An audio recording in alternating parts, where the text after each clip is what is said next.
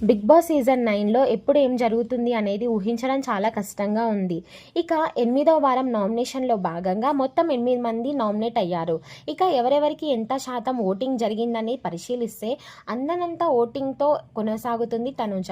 ఇక తనుజకి ఇప్పటి వరకు 31% ఓటింగ్ జరిగిందనే చెప్పాలి.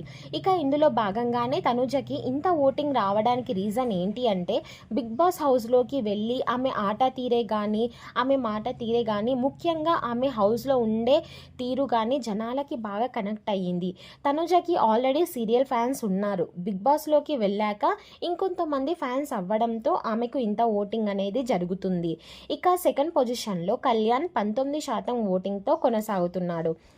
ఇక 3వ ఓటింగ్ సంజన గారు 9% ఓటింగ్లో కొనసాగుతుంది. ఇక 4వ స్థానంలో డెమన్ పవన్ 7.92% ఓటింగ్తో కొనసాగుతుంది. ఇక 5వ స్థానంలో గౌరవ్ 7.83% ఓటింగ్తో కొనసాగుతున్నాయి.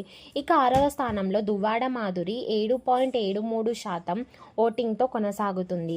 దువ్వాడ మాధురి అసలు లీస్టులో ఉండాలి కానీ హౌస్లోకి వచ్చిన తర్వాత కొంచెం పాజిటివ్ వచ్చిందనే చెప్పాలి.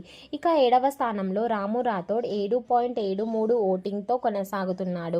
ఫైనల్గా చివరి స్థానంలో రీతూ చౌదరి డేంజర్ జోన్లో 7.7% ఓటింగ్తో కొనసాగుతుంది. రీతుని అయితే ఎలిమినేషన్ చెయ్యరు అని చెప్పాలి. ఎందుకంటే రీతు వల్ల కంటెంట్ వస్తుంది కాబట్టి. మరి ఫైనల్గా బిగ్ బాస్ హౌస్ నుంచి ఎవరు వెళ్తారు అనేది కామెంట్ చేయండి.